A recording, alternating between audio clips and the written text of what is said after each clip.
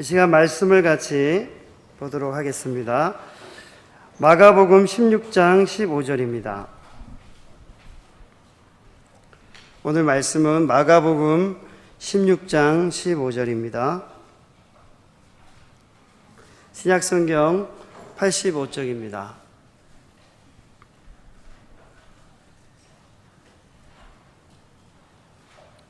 찾으셨으면 우리 다 함께 같이 읽도록 하겠습니다. 준비 시작. 또 이르시되 너희는 온 천하에 다니며 만민에게 복음을 전파하라. 아멘. 이 시간 복음의 사명이란 제목으로 필리핀에서 사역하고 계시는 이성규 선교사님 나오셔서 우리에게 말씀을 전해주시도록 하겠습니다.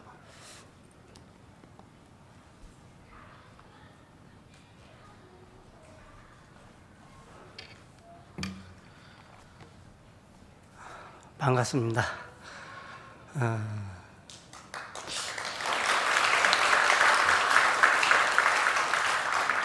제가 이곳에 와서 사랑이 꽃피는 교회, 그것도 고신측에 강단에 서리라고 상상도 못 해봤습니다. 다 주의 은혜인 줄 압니다. 오늘 교사 헌신 예배네요, 그렇죠? 네, 교사 헌신 예배. 교사들의 찬양을 들으면서 제가 이런 마음이 들었어요. 지난날에 내가 주일학교 다녔을 때 우리 선생님들 한번 이래 쭉 주마등처럼 지나갔어요. 그런데 그러고 난 다음에 제가 그것도 자라서 그 교회에서 어느 정도 지나고 교육전도사로 처음 딱 교사 모임을 가졌을 때 장로님 한 분이 그런 말씀을 하셨어요.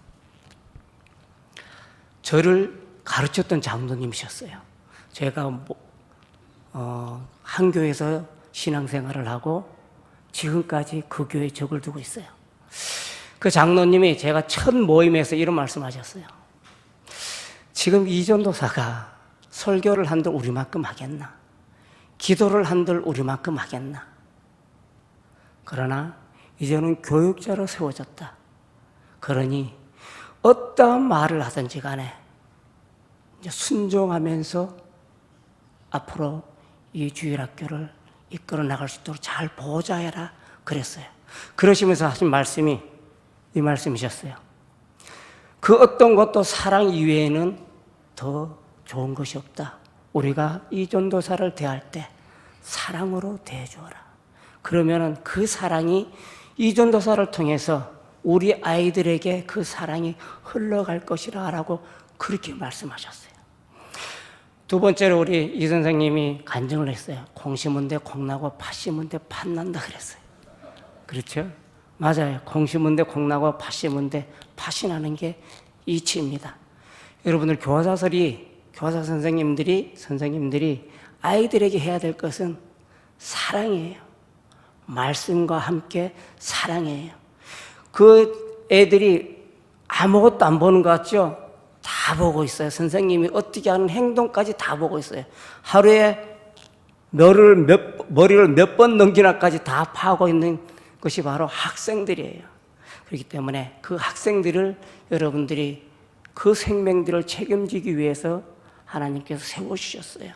교사의 사명은 맡겨진 그 어린 영혼들을 하나님께로 잘 인도하는 것이 바로 교사의 사명입니다. 그 사명을 잘 감당하는 교사들이 다 되시길 바랍니다. 제가 사랑이 꽃피는 교회 지난 주일날 저녁에 제가 교회에 와 있었어요. 교회에 와서 이렇게 제 딸을 기다리기 위해서 말이 더듬어지네. 기다리기 위해서 이 교회에 와서 있었는데요. 5시 정도 조금 넘어서 제가 도착했는데 5시가 한 반쯤 되니까 사람들이 모이더라고요. 한 6시 조금 넘으니까 제법 많은 분들이 모였어요. 한 6시 반쯤 되니까 그때부터 이제 경기가 시작이 됐어요. 축구는 축구할 분들, 족구할 분들 모여서 각자 그걸 하셨어요. 저도 운동을 굉장히 좋아합니다. 저도 진짜 춥고 좁고 누구 못지않게 하는데 그 하는 모습을 보면서 야, 이제는 나도 안 되겠다. 아유, 장로님들, 집사님들 얼마나 잘하시는지, 아니 목사님들 얼마나 잘하시는지, 야, 안 되겠다 그 정도로 너무 잘하셨어요. 그 모습을 보면서 제가 그 생각을 했어요. 야, 교회가 이런 것이다. 그분들은 누가 오라고 해서 온 게 아니잖아요. 즐거움을 나누기 위해서 왔단 말이에요. 하고 싶어서 왔단 말이에요. 그렇죠? 축구하고 싶어서, 족구하고 싶어서 모였어요. 그 모이는 것을 보면서 야, 축구 동호회가 오는 것 같네. 족구 동호회가 모이는 것 같네. 교회 사람들이 모이는 것이 아니라 동호회 사람들이 모이는 것 같더라고요. 그 모습을 보면서 야, 너무나 아름다운 모습이다. 교회가 이런 모습이어야 되지 않나. 교회라는 곳이 내가 좋아서 와야 되고 내가 같이 어울리기 위해서 와야 되는 것이 바로 교회라는 것이어야 된다.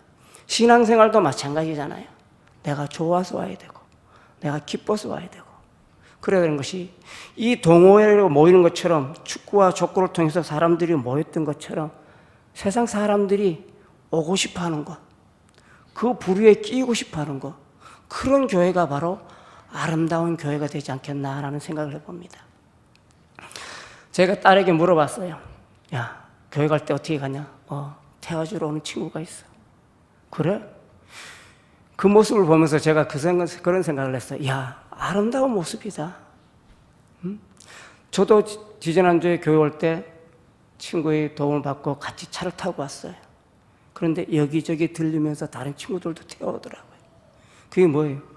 요즘 젊은 친구들이요, 다 자기 혼자 자기 마음대로 자기만 하고 싶은 대로 하지 상대를 배려하는 게 없잖아요. 그런데 차를 타고 가서 친구들을 태워서 교회까지 와요. 나의 조그마한 수고로 인해서 그 사람이 얼마나 편해지고 감사하는지 몰라. 제가 예배를 마치고 돌아갈 때도 한 청년이 기차역까지 태워줬어요. 그냥 그곳에 가는 방향이 아니라 저를 위해서 그곳에까지 태워줬어요. 그리고 돌아갔어요. 이런 모습들을 보면서 야, 너무나 아름다운 교회의 모습이구나라는 그러한 생각을 했습니다. 제가 사랑이 꽃피는 교회, 삭꽃이라 그러죠.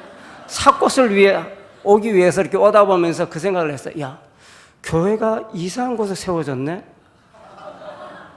아니, 그렇잖아요. 교회가 우리가 사람들 일반적으로 생각할 때 교회라는 곳이 어디여야 돼? 아파트 단지여야 되고 사람이 많이 사는 주거지역이어야 되는데 이 교회가 그런 위치에 있나요? 아니잖아요. 그냥 들판에 이렇게 쏙 서 있어요. 그럼 뭐예요? 사람들이 찾아와야 된다고요. 맛있는 맛집을 찾아가듯이 이 교회는 사람들이 찾아와야 돼요. 그런데 오는 사람들이 어떻게 와요? 이 교회를 보고 오는 것이 아니라 누군가에게도 전도되어져야만 이곳을 올 수 있어요. 그런데 전도되어져야지만 올 수 있는 이 교회가 그 전도자가 생활이 엉망이라면 전도가 되겠어요? 안 되잖아요. 내가 누군가에게 전도하고 싶어. 야, 교회 가자. 니나 잘하세요. 니나 잘하세요. 그런데 말이야, 전도가 안 될 거예요. 그런데 매주 보면 전도자가 있잖아요. 지난주에는 제가 어떤 교회를 갔어요. 어떤 교회를 갔는데요. 2박 3일 동안 머물다 왔어요. 동네 사람들에게 교회에 대한 얘기도 들었어요. 동네 사람들이 이런 소리를 해요. 목사님을 봐서는 교회를 가고 싶은데, 목사님을 봐서는 교회를 가고 싶은데, 아무개 장로를 보니면 내가 생각만 해도 아찔하다는 거예요. 교회 가고 싶은 마음이 안 생긴다는 거예요. 왜 그럴까요? 교회 일꾼으로 세웠는 장로님이 일꾼이 아니라 교회 회방꾼이 되었더라고요.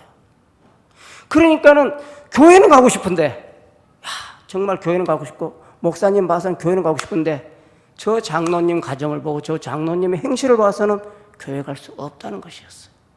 그만큼 누군가를 전도하기 위해서는 자신의 행동이 발라야 된다는 거예요. 삭곳에 있는 모든 성도님들, 하나님 나라를 이루기 위해서는 나의 삶이 바라야 돼. 바로 세워져야 돼. 그래야지만이 교회가 하나님 나라가 세워질 수 있는 것입니다. 하나님 나라의 일꾼으로 세워진 성도들은요, 각자의 사명이 있어요. 교사들이 교사의 사명이 있듯이 하나님 나라의 성도로 부름받은 사람은, 성도들은 각자 나름대로 사명이 있다는 거예요. 고린도전서 7장 20절에 보면 말씀합니다. 각 사람은 부르심 그대로, 그 부르심대로 지내라라고 말합니다. 우리는 교회의 부름을 받은 것이 아니라 하나님으로부터 부름을 받았어요. 목회자로서, 성도로서, 장로로서, 권사로서, 일반 성도로서, 교사로서 이렇게 부름을 받았습니다. 그러나 모든 직분자들, 부름받은 자들은요, 맡겨진 사명이 있어요. 해야 될 사명이 있다는 거예요. 그 사명을 감당해 나갈 때 바로 하나님의 나라는 바로 세워질 수 있는 것입니다. 얼마 전에 6.25 사변 70주년이 지나갔어요. 그렇죠? 70주년이에요. 아마 꽤 긴 세월이 흘렀어요. 그 6.25 사변 때 온 세계 각국의 세상에 있는 많은 나라의 사람들이, 젊은이들이 이곳에 와서 생명을 바쳤습니다. 무엇 때문에요? 자유를 위해서. 그 군인들이, 젊은이들이 이곳에 와서 피 흘려 죽어갔던 그들이 무엇 때문에 이곳에 와서 했나요?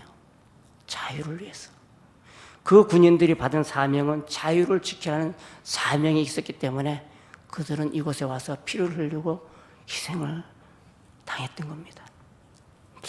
오늘날 세계가 주목하는 한국교회의 기적은 결코 우연히 일어난 것이 아니에요. 여러분들 서울 양화진은 가보셨죠? 그 양화진 외국인 묘지는 정말 하나님의 눈물의 강이 흐르는 곳이에요. 그것이 바로 외국인 묘지예요.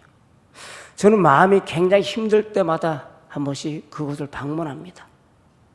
가서요, 그 무덤에 있는 무덤들을 봐요. 그곳에 있는 무덤들을 봅니다. 크고 작은 무덤들이 있고요, 비석도 크고 작은 것들이 있어요. 수많은 사람들이 이곳에 와서 이곳에 순교하고 피를 흘리고 생명을 이곳에 심었어요. 그것으로 인해서 지금 한국교회가 이렇게 아름답게 세워진 것입니다. 어떠한 희생의 대가 없이 되어지는 것은 아무것도 없어요. 그 많은 선교사님들이 이 한국 땅에 올 때는 못나서 왔는 게 아니에요. 다 엘리트들이에요. 그날이 있었으면 다 풍요로운 삶을 잘 누릴 수 있는 그런 사람들이었어요.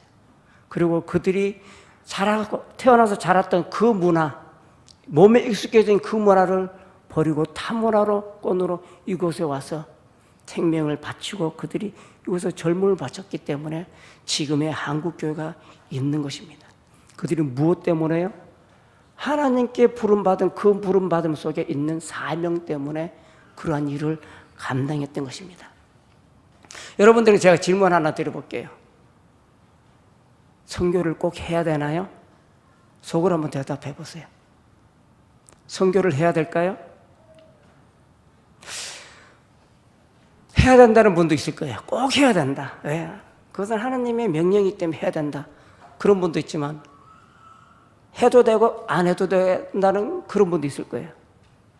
또 에이 무슨 해외 선교를 해, 한국 교회 어려운 교회 도우면 되지, 이런 분도 있을 거예요. 그렇죠? 저도 20여 년 전에 그런 생각을 했었어요. 세 번째 질답. 목사님 무슨 선교를 합니까? 지금 농촌 교회 가도 지금 어려운 교회 얼마나 많은데, 우리가 해야 될 일들이 얼마나 많은데 해외 선교를 합니까? 저도 목사님에게 그렇게 말했던 사람이에요. 그러던 어느 날 청년들을 데리고 단기 선교를 떠났어요. 단기 선교를 떠나서 그곳에서 선교사님들이 하는 일들을 보았어요. 너무나 값지고 귀한 일들을 하시더라고요. 그래서 제가 마음속으로 이렇게 독백했어요. 하나님, 혹시 저에게도 기회가 좀 더 주어진다면 이곳에 와서 하나님의 나라를 위해서 헌신하겠습니다. 제가 혼자 말로 그랬어요. 그 소리를 하나님이 들으셨어요. 그리고 잊지 않으셨어요. 우리 사랑이 꽃피는 교회, 이 교회도 해마다 선교를 나간다 소리 들었어요. 선교지에 가서 굉장히 말 조심해야 돼요. 말 한마디 잘못하면요, 다 하나님이 꼬여요. 다 꼭 끼어요. 그렇기 때문에 선교지에 가서는 말 한마디 할 때 한 번 더 생각해보고 말을 해야 돼요. 그래야지만이 힘든 길 안 갑니다. 제가 그렇게 마음을 했는데 하나님이 10년이 지난 후에 자연스럽게 저를 신학할 수 있는 길을 열어주셨어요. 그리고 신대원을 졸업했어요. 모든 과정이 다 끝났어요. 그런데 어떤 마음이 드냐면, 아유, 이제는 고생 다 했는데 무슨 선교야. 나이가 50인데, 내년이면 50인데 무슨 선교야. 내려놨어요. 그리고 세월이 지났어요. 2011년 6월 마지막 주간 청년들을 데리고, 그때는 교육자로 청년들을 데리고 선교지를 갔어요. 저희들이 가는 선교지는요, 필리핀의 꽤 높은 산꼭대기에 선교지가 있었어요. 그런데 그곳에 청년들을 데리고 산으로 올라갔어요. 차량을 2대를 했어요. 저는 무소차에, 화물차에 짐을 싣고 저는 무소를 끌고 올라가고, 스타렉스에 청년들이 타고 올라갔어요. 그 산을 거의 다 정상에 다 와가는데 제가 보는 눈앞에서 차가 굴렀어요. 굉장히 높은 산이기 때문에 필리핀 산은 나무가 없었어요. 구르면은 끝이 안 보이는 곳이었어요. 제가 그것을 딱 보는 순간 온몸이 얼었어요. 말도 안 나왔어요. 하나님 어떻게 해요 소리밖에 안 나왔어요. 그리고 차에서 내려서 제가 그곳까지 엉금엉금 기어갔어요. 어떻게, 하나님 어떻게, 하나님 어떻게. 딱 가니까는 차가 한 2-3바퀴 구르다가 요 발등만한 대나무가 3개 있었어요. 대나무에 딱 걸려 있었어요. 제가 친구들을 하나 한 명 꺼내면서 괜찮냐? 괜찮다. 괜찮냐? 괜찮다. 마지막에 제 아들을 끊었어요. 제 아들을 끊어내면서 괜찮냐? 아들, 아빠 무슨 일이야? 이 친구 아들이 자다가 일어났어요. 자다가 얼떨결에 사고가 나서 잠이 깼는 거예요. 무슨 일이야? 끄적거렸어요. 그때 하나님의 음성이 들렸어요. 너 아들 소중하지? 너 아들 소중하지? 내 아들도 소중했다. 내 아들도 소중했다. 제가 거기서 뒤집어졌어요. 하나님, 알겠습니다. 더 이상 제가 어떠한 이유를 달지 않겠습니다. 내년에는 무조건 선교지로 나오겠습니다. 그리고 고국에 돌아왔어요. 시간이 흘렀어요. 나가고 싶은 마음이 생겼을까요? 나가고 싶은 마음이 또 사라지더라고. 왜냐고요? 조건을 봤어요. 환경을 봤어요. 선교를 나갈 수 없는 조건을 제가 찾았어요. 하나님 앞에 변명하기 위해서. 하나님, 저희 노모가 있어요. 어떻게 해요? 저희 금쪽 같은 자식 새끼들 대학 다니고 있고요. 내년에 고등학교 3학년이에요. 어떻게 해요? 전 어디 가서 후원관계 얘기할 데도 없어요. 하나님, 내년 이제 50인데 젊은 사람 찾아보세요. 유능한 사람 찾아보세요. 저는 영어도 한마디 못하잖아요. 따갈로그 한마디 못하잖아요. 한국말밖에 못하는 나를 선교지에 보내서 뭐 하시려고요? 하나님, 젊고 유능한 사람 찾아보세요. 그렇게 했어요. 그런데 2011년 연말이 다가올수록 자꾸 뭔가 자꾸 조여왔어요. 도저히 안 되겠다 싶어서 제가 아내에게 이야기했어요. 여보, 선교지를 이제 떠나야 될 것 같다. 아내가 뭐라 그랬을까요? 이래 쳐다보지 마. 연태까지 고생시켜놓고 아직까지도 고생시킬 것이 남아서 선교지로 데리고 가냐고. 나는 못 따라간다. 가려면 당신 혼자 가라. 안 된대요. 못 간대요. 지금까지 고생한 것만 억울한데 어떻게 또 선교지를 따라가냐. 내가 말도 못하는 당신 따라가서 내가 어떻게 사냐고. 못 간다 그래. 그래? 알았어. 어머니에게 제가 그랬어요. 어머니, 근데 제가 선교사로 나가야 될 것 같아요. 무슨 소리 하냐? 그때 당시에 저희 어머님이 75이었어요. 혼자 계셨어요. 저희하고 평생을 같이 살았어요. 평생을 같이 살았어요. 그 말 하니까 저희 어머님이 대성통곡을 하셨어요. 나이 75세면은 나가 있던 자녀들도 이제는 같이 살려고 들어오는데 이제 이 나이에 나를 두고 간다고? 택도 없는 소리. 내 죽거든 가라 그랬어요. 내가 삶을 얼마나 살겠냐. 나 죽거든 가라. 그러면서 안 된다 그러셨어요.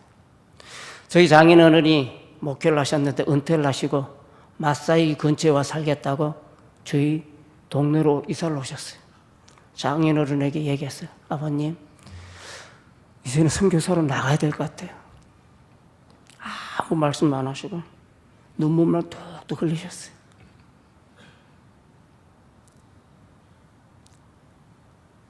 내가 너희들 믿고 이곳에 왔는데 내가 오니 너희들은 떠난다고? 그러면서 우셨어요. 그렇게 세월이 흘렀어요. 그렇게 조금 지나고 난 다음에 2011년 12월이 됐어요. 마지막 주간에 담임 목사님을 모시고 서울로 올라갔어요. 올라가면서 제가 그런 기도를 했어요. 하나님, 정말 하나님이 나를 보내실 거면은 저에게 증표를 하나 주세요. 정말 원하시면은 증표를 주세요. 그것이 무엇이냐면요, 저희 두 내외가 갈 수 있는 비행기 티켓 2장 보내주세요 그랬어요. 2장. 저 비행기 티켓 살 돈도 없어요. 그거 보내주세요 그랬어요. 제가 오전에 올라가면서 그 기도를 했어요. 그런데 오후 돼서요, 오후 5시에 동기 목사님이 전화가 왔어요. 이 목사님, 계좌번호 불러주세요. 계좌번호는 왜? 빨리 좀 불러줘봐. 나도 마음 변할지 몰라. 성령님이 시키죠. 같이 기도하던 그 기도 멤버였어요. 그래? 통장 번호를 불러줬어요. 그리고 제가 집에 내려왔어요. 집에 내려와서 10시에 통장이 궁금하잖아요. 얼마가 들어왔는가 싶어서 당 열어봤어요. 94만 원이 들어와 있었어요. 이게 또 무슨 좋아요? 100만 원도 아니고 이 형 보낼 건 100만 원 채워서 보내지 94만 원이야 이랬거든요. 그리고 난 다음에 제가 아시아나 항공을 딱 들어갔어요. 클릭을 딱 티켓 2장을 탁 티켓팅 하려고 딱 보니까 94만 원이었어요. 소름이 쫙 끼쳐요. 그 제가 아내인데 그 얘기를 했어요. 이런 일이 있었는데 이렇게 됐다. 이제 가야 되네. 그러더라고. 그 전에 제 아내가 뭐라 그랬냐면은 안 간다 그러다가 어느 날 저에게 그러더라고요. 당신이 가는 곳이라면 내가 어디든지 따라가겠다. 선교지가 아니라 그 어떤 곳으로 따라가겠다. 왜냐하면은 내가 안 간다고 버티면은 하나님이 마누라 바꿔서 보내실 것 같으니까 내가 순순히 따라가겠다라고 그렇게 말했어요. 그러면서 가자 그러더라고요. 그 일 있고 난 다음에요, 제가 2012년도 들어서면서부터 기도실을 정말 그때부터 기도했어요. 하나님, 갈 테니까 길을 열어주세요. 모든 환경을 만들어주세요. 부모님들의 마음도, 또한 제가 나갈 수 있는 환경도 여건도 만들어주세요. 그렇게 기도했어요. 그런데 저희 부모님들은 다 생각을 하셨어요. 제 아내도 이제 같이 간다 그랬고요. 그런데요, 그 외에 많은 것들은 하나도 안 열리더라고요. 더 꽉 조으셨어요, 하나님이. 정말 어디를 바라볼 수 없도록 만드셨어요.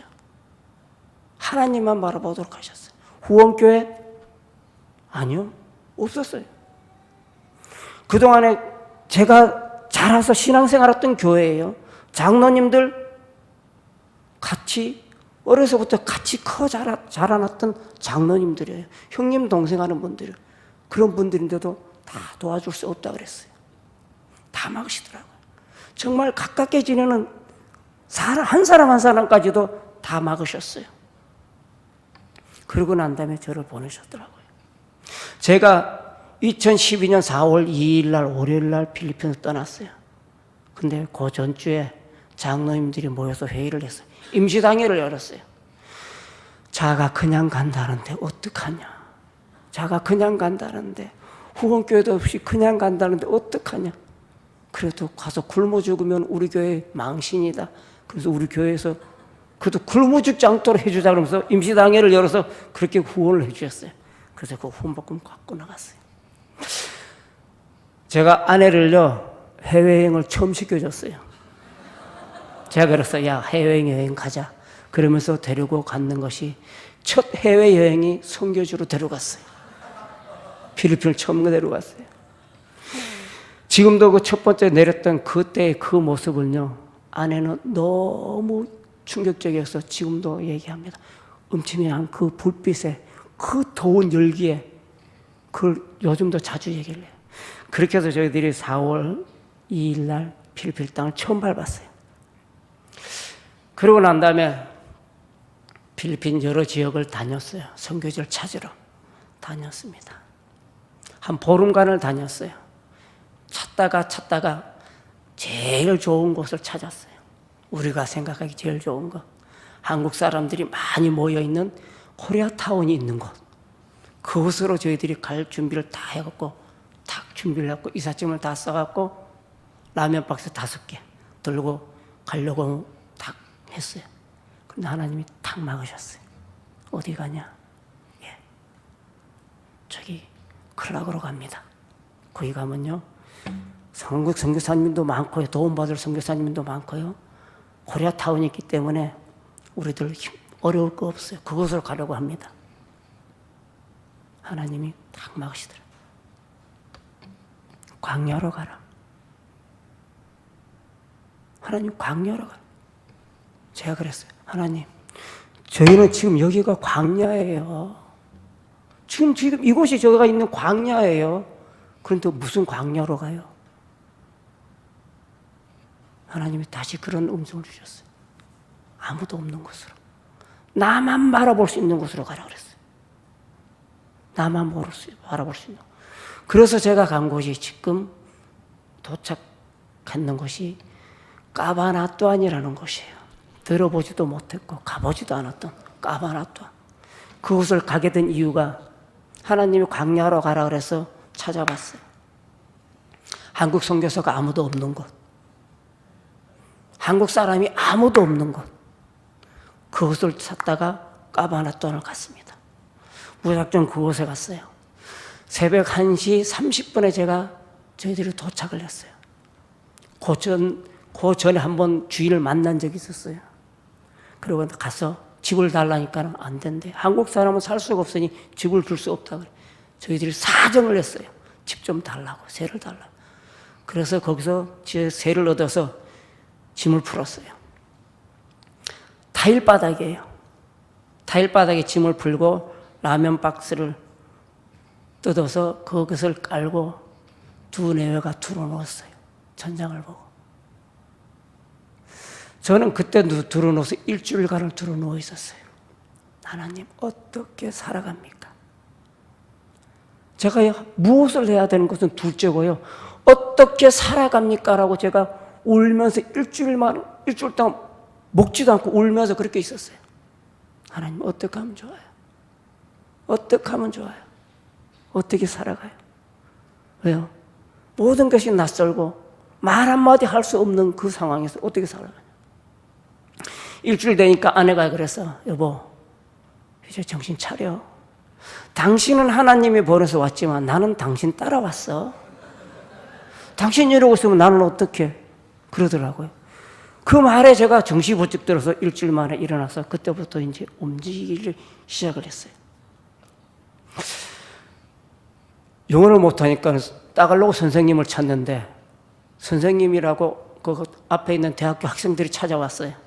와서 며칠 가르쳐 보니까는 이걸 완전 가르칠 수 있는 방법이 없잖아요. 말이 통해야지 어떻게 의사소통이 되지 가르쳐 주는 거야, 따갈로그를. 영어를 한마디 못하니까는 뭐라고 하면 고개만 끄덕끄덕. 며칠을 하다 말고 도저히 못 가르친다고 갔어요. 몇 젊은이들이 왔다가 그냥 그렇게 갔어요. 도저히 안 되겠어서 제가 집 앞에 있는 초등학교를 찾아갔어요. 초등학교를 가서 교장 선생님을 만나고, 내가 여기 와서 애들하고 같이 그냥 지낼 수 있게 해달라 그랬어요. 그러니까 고개를 끄덕끄덕 하래요. 근데 그 나라도 미국식이라서 학교 안에 외부인이 못 들어와요. 외부인이 못 들어와요. 근데 허락해 주더라고요.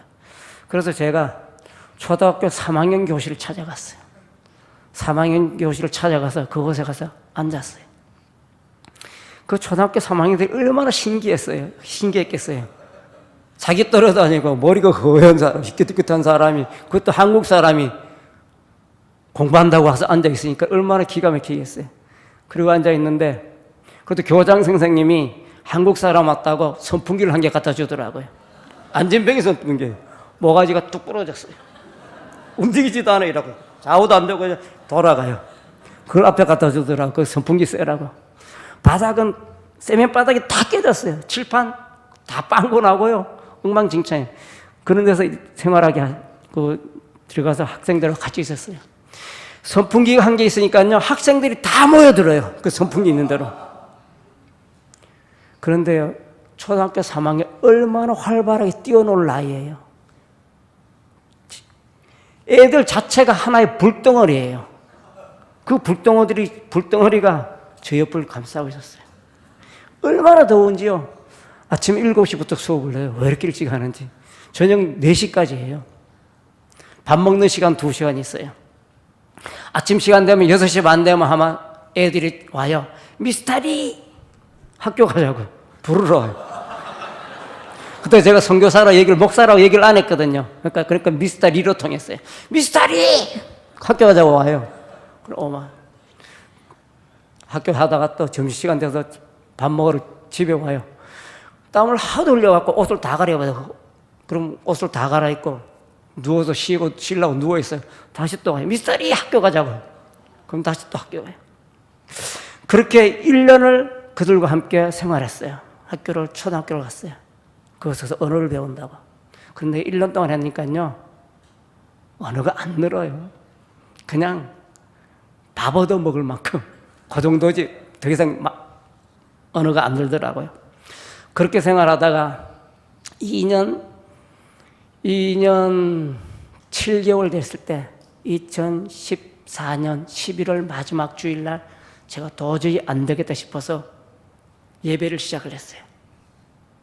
예배를 시작을 했는데 저희들 한 5평 되는 원룸에 살았어요. 그 2층 원룸에 사는데 그 복도에서 의자를 2개씩으로 줄로 놓고 예배를 드리기 시작했어요. 그래서 첫 예배가 됐어요. 근데 그 첫 예배가요, 저에게는 평생 잊지 못할 예배예요. 너무나 감격스러운 예배였기 때문에. 왜냐하면은 2년 7개월 동안 예배를 못 드렸잖아요. 예배에 대한 갈급함이 얼마나 있었겠어요. 그래서 예배를 드리기 시작을 했습니다. 그렇게 예배를 드리다가요, 조금 있다가 조금 더 큰 장소로 또 현지인이 와서 무료로 사용하라 그래서 그곳에 가서 예배를 드리기 시작했어요. 그리고 한국에서 예배를 드린다는 소식을 듣고 대지헌금이 오기 시작했고요. 그 다음에 또 건축헌금이 오기 시작했어요. 예배를 드리기 시작할 때 처음에 같이 예배를 드렸던 친구 중에 하나가 대학교에 건축학과를 다니는 친구가 있었어요. 그 친구가 목사님, 교회 지을 건가요? 하나님이 허락하시면 교회를 지어야지. 그래? 그러면 설교도는 저희들이 준비하겠습니다. 그래. 자기가 설교도를 딱 그려왔어요. 멋지게, 아주 이쁘게 현대식으로 딱 준비해왔어요. 그래? 이쁘고 좋다. 준비된 거 하나도 없었어요. 대지도 준비되어 있지 않고요. 건축원금 10원 한 장 없었어요. 그래 놓고 기도하자. 이렇게 대도를 기도하자 그랬어요. 설교도를 놓고. 그런데 교회 대지가 구해주고 교회 건축이 시작되면서 그 설교도를 가지고 시작을 했어요. 건축을 하다가요, 한 3번의 공사 중단이 있었어요. 첫 번째 공사가 중단되니까 성도들이 그래요. 목사님, 왜 교회 건축을 중단합니까? 돈이 없어서 교회 중단한다. 공사 중단한다. 왜 한국 선교사가 왜 돈이 없어요? 그래요. 한국 선교사가 왜 돈이 없느냐? 그 선교사는 돈이 다 한국 사람들은 돈이 많고 한국 선교사는 다 돈이 많은 줄 알았어요. 야, 그때부터 제가 얘기를 했어요. 이 지금 교회가 지어지는 것은 이러이러한 헌금이 모여져서 지금 교회가 건축되어지고 있는 것이다. 그렇게 이야기를 했어요.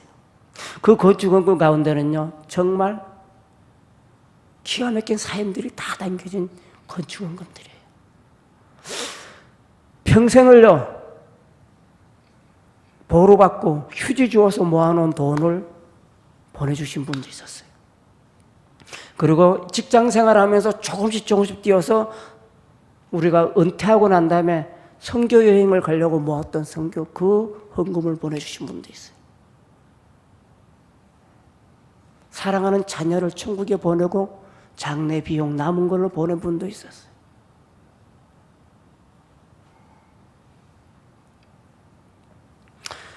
젊은 부부는 자기들의 결혼 반지, 자녀들의 돌반지, 백일 반지를 팔아서 버려준 분도 있었어요.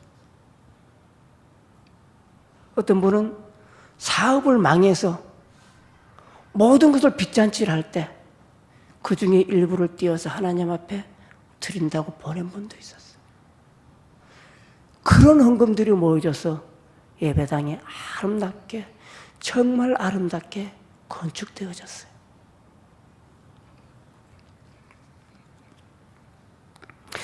제가 그런 이야기를 우리 친구들에게 이야기를 했습니다. 이렇게 해서 교회가 세워지는 것이다. 그렇게 얘기를 했어요. 그랬더니 교회 친구들이 그래요? 그러면서 자기들이 이제 모여서 기도하기 시작했어요. 교회 건축을 위해서.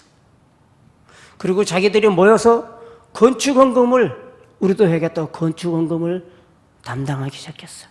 모으기 시작했어요. 어떤 사람은 나는 세면 몇 푸드 하겠다. 나는 블록구 몇 장 하겠다. 나는 철근 몇 개 하겠다. 나는 돈이 없으니 며칠 나와서 일을 하겠다. 이렇게 해서 교회가 세워졌어요. 선교라는 것은요, 하나님의 마음이 있을 때 이루어질 수 있는 게 선교예요.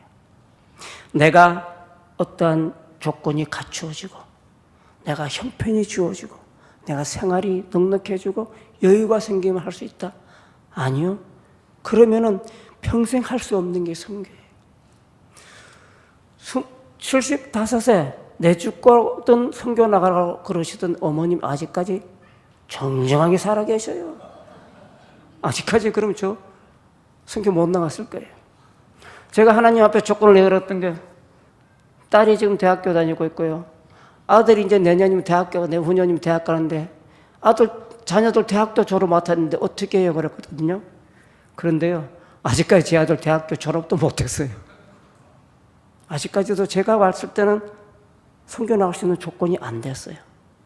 그러나 하나님은 보내셨어요. 사무엘상에 나오잖아요. 뭐라 그래요? 순종이 제사보다 낫다. 그죠? 듣는 것이 수양의 기름보다 낫다 그랬어요.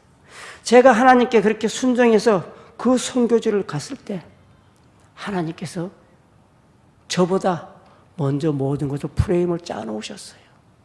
많은 사람들을 그곳에 준비해 주셨어요. 저희들이 만난 사람들은 정말 좋은 사람들을 만났어요. 한국 사람을 만나면 다 서로 어떻게 하면 돈 뺏어 먹을까 그 걱정을 했는데요. 제 주위에는 그걸 뺏어 먹을 게 아니라 저희들을 도와주는 사람들이, 현지인들이 있었어요. 왜냐하면 제가 처음부터 갔을 때 그들과 함께 살았거든요. 자기네 사는 건 우리 사는 건 별반 다를 게 없거든요. 우리 집에 오고 싶은 사람들 누구나 다 오라 그랬어요. 들어와서 봐라. 와서 보니 별다른 게 없거든요. 차라리 자기는 좋은 TV라 큰 TV라도 우리 TV도 없이 살았거든요. 그러니까 그런 모습을 보니까 이들이 마음을 열고 저를 받아줬어요. 무슨 일이 생길까 봐 그들이 나를 걱정해 줬어요. 집에 불이 안 켜지면 전화가 와요. 왜 불 안 켜졌냐? 무슨 일이 있냐? 그래. 밖에 매일 제가 동네를 돌았어요. 하루 안 모이면 전화가 와요. 어디 갔냐? 아니 몸이 아파서. 그래? 그러면요 먹을 거 해갖고 와서 먹으라고 주고 이랬어요. 그렇게 하나님께서 저에게는 그런 사람들을 붙여주셨어요. 그것이 저는 그렇다고 생각을 해요. 하나님의 말씀에 순종해서 갔기 때문에 하나님이 그러한 사람들을 그곳에 예비시켰고 준비시켜 놓으셨구나라는 생각을 합니다. 저희들이 교회에서 이러한 일들이 있었어요. 청년들이 코로나 때문에 락다운이 걸렸어요. 밖에 생활을 할 수 없는 상황이 됐어요. 청년들이 목사님 어떻게 교인들 도와야 되지 않겠습니까? 도와야지. 어떻게 좋을 것인가 너희들 한번 방법을 찾아보고 계획을 한번 세워보라. 그랬더니만 계획을 쫙 만들어 왔어요. 그래서 저를 쳐다봐요. 나를 쳐다보지 말고 하라. 너희들끼리 해라. 그랬어요. 그랬더니 자기네들끼리 이렇게 모금을 했어요. 근데 어떤 친구가 봉투를 딱 내밀었어요. 목사님, 이것을 사용하세요. 그래. 이게 뭐냐? 너도 힘든데, 예. 아이폰을 팔았어요. 아이폰 산지 한 달도 안 됐어요. 카메라 이렇게 몇 개 달린 거 있잖아요. 그게 신형이에요. 200만 원씩 해요. 근데 그 친구는 그거를 24개월 할부로 샀어요. 근데 그것을 팔아갖고 왔어요. 목사님 보태세요. 그 친구의 그 아이폰은요, 지금 한국교회 젊은이들에게 새 차와도 같은 거예요. 그 소중한 것을 팔아서 갖고 왔더라고요. 제가 그거 봉투를 받고 울었어요. 하나님, 감사합니다. 그 봉투를 받아서 감사한 것이 아니라, 하나님, 우리 제자들 교회 친구들이 이렇게 믿음이 성숙해진 모습을 보고 제가 너무 감사해서 울었어요. 하나님 감사합니다. 하나님 감사합니다. 그렇게 제자들 교회 친구들이 한 명 한 명 이렇게 아름다운 모습으로 세워지고 있습니다. 간혹 사람들은 이래요. 내가 이것을 하면 하나님이 기뻐하실 것이다. 내가 이것을 하면 하나님이 기뻐하실 것이다. 내가 이것을 하나님께 드리면 기뻐하실 것이다. 이렇게 생각을 합니다. 그러나 하나님은 그렇지 않아요. 우리가 처해진 상황, 어떠한 상황 속에, 그 상황 속에서 하나님께 최선의 것으로 드릴 때 하나님은 기뻐하신다는 거예요. 영국 선교사님인데, 영국 분이신데 중국과 인도와 또한 아프리카를 선교했던 선교사 토마스 스터스라는 선교사님 계셔요. 이 선교사님이 이런 말씀을 했습니다. 만일 예수 그리스도가 하나님이고 나를 위해 죽으셨다면, 예수 그리스도가 하나님이고 그 예수 그리스도가 나를 위해 죽으셨다면, 그것이 사실이라면 내가 그분을 위해서 하는 그 어떤 희생도 결코 큰 것이 아니다라고 그렇게 고백했어요. 그렇습니다. 만일 우리의 고백이 이 스터디 선교사님의 고백처럼 예수 그리스도가 하나님이고 나를 위해 죽으셨다고 믿는다면 주님이 우리들에게 주신 사명, 그 복음 전파를 하는 저 복음 전파를 위해서 우리들에게 주신 여러 가지 많은 것들, 재능, 젊음, 또한 물질과 시간들, 이러한 것들 조금도 아까운 것으로 여기지 않을 것입니다.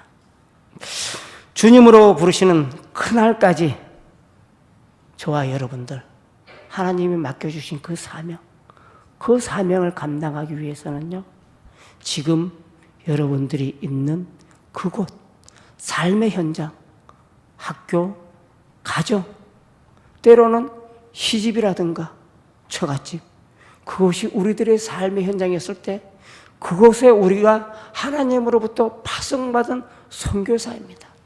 그곳에서 여러분들이 하나님께 부름받아서 파송받은 그 사명을 잘 감당해 나갈 때 하나님의 나라는 반드시 아름답게 세워질 것입니다. 주님이 부르시는 그날까지 맡겨진 사명을 잘 감당하는 그러한 삶을 살아가는 저와 여러분들이 되었으면 좋겠다라고 소망해 봅니다. 마지막으로 필리핀 제자들 교회 기도 제목을 잠깐 나눌게요. 먼저 우리 필리핀 제자들 교회가 하나님께 인정받는 교회로 세워질 수 있도록 기도해 주시기 바랍니다. 저희들이 선교지에 있으면서 가장 제가 하나님 앞에 자꾸 좀 묻는 질문이 있어요. 이것이 정말 하나님을 위한 일입니까? 아니면 나를 위한 일입니까? 라고 제가 어떤 일을 생길 때마다 할 때마다 그 의문을 갖고 기도를 합니다. 왜? 선교지에 있다 보니까요, 내가 하고 싶은 일을 할 때가 너무나 많거든요. 왜요? 하나님은 그 다음이고 내가 하고 싶은 일을 먼저 찾아서 하기 때문에, 그래서 항상 제가 그런 기도를 해요. 하나님, 이것이 하나님이 원하는 일인가요? 내가 원하는 일인가요? 그렇게 기도를 합니다. 항상 하나님께 인정받고 주위에 있는 모든 사람들에게 칭찬받는 교회로 세워줄 수 있도록 그렇게 기도해 주시고요. 두 번째는 지금 유아원 건축이, 선교관이 건축되어졌어요. 거의 다 되어져 갑니다. 다음 달 되면 이제 끝날 거예요, 건축이. 그러나 그곳에 아직도 많은 것들이 필요로 하고 있어요. 그 필요한 것들을 하나님이 채워주시고, 또한 그 유치원을 운영해 나가기 위해서 많은 것들이 필요로 합니다. 종교사도 있어야 되고요, 보조교사도 있어야 되고, 많은 것들이 필요한 부분이기 때문에 이것을 위해서, 저희들을 위해서 기도를 해주셔요. 저희들이 이것을 위해서 우리 친구들에게 물었어요. 어떻게 하면 좋겠냐라고 질문을 던져놨어요. 너희들이 한번 이것을 자립해서 갈 수 있는 방법을 찾아봐라. 그랬더니, 목사님, 서로 한번 노력해 봅시다. 목사님도 노력해보고 우리도 노력해 봅시다. 그러면서 내놓는 게 있어요. 명예이사 제도를 한번 해봅시다. 그게 뭐냐? 후원하는 사람들에게 명예이사직을 줍시다. 그러면은 그 사람들도 좋고 우리도 좋지 않겠습니까? 그러니까 좋은 방법이다. 그러면서 자꾸 쳐다보면서, 목사님 한번 힘써보세요. 그러더라고요. 그래서 그러한 것들을 저희들이 계획하고 있어요. 유치원이 잘 세워지고 또 잘 운영되어질 수 있도록 그렇게 기도를 부탁드리고요. 제가 4월 마지막 주간에 한국에 들어왔어요. 갑자기 몸이 너무 안 좋아서 이곳에 들어오게 됐어요. 근데 들어올 때는 마음대로 들어왔는데 갈 때는 마음대로 못 가는 상황이 되어서 지금 이러고 있습니다. 저희 선교지에 나가 있는 가족들 모두 영과 육이 항상 건강할 수 있도록 그렇게 기도를 해주시기 바랍니다. 이 기도 제목 3가지는 여러분들이 저가 생각날 때마다, 또는 필리핀에 있는 선교지 제자들 교회가 생각날 때마다, 아니면 세계 선교지를 위해서 기도할 때마다 한번 잠깐씩이라도 기도해 주시면 감사하겠습니다. 기도드리겠습니다. 고마우신 하나님, 감사합니다. 오늘 사랑이 꽃피는 교회에서 금의 기도를 통해서 주님이 주신 사명을 다시금 점검하게 하시고, 우리 모두가 주님의 부르심에 순종하며 나가는 모두가 될 수 있도록 하나님 도와주시옵소서. 주님, 이 험난한 세상 속에 사랑이 꽃피는 교회를 세워주심을 감사드립니다. 이 교회를 통해서 모든 성도님들이 천국을 경험하는 그런 삶을 살아갈 수 있도록 하나님 도와주시옵소서. 더욱더 주님의 명령에 순종하며 칭찬받는 교회와 성도님들이 다 될 수 있도록 도와주시옵소서. 모든 성도님들의 삶이 이 땅에서 살아가지만은, 그러나 이 땅의 것을만을 바라보는 것이 아니라 천국의 소망을 두고 살아갈 수 있는 그러한 믿음으로 살아날 수 있도록 하나님 도와주시옵소서. 이 기도의 시간을 통해서 성령님의 기름 부으심과 성령 충만함이 있게 하여 주시옵소서. 이 모든 말씀을 예수님의 이름으로 기도드렸습니다. 아멘. 아멘.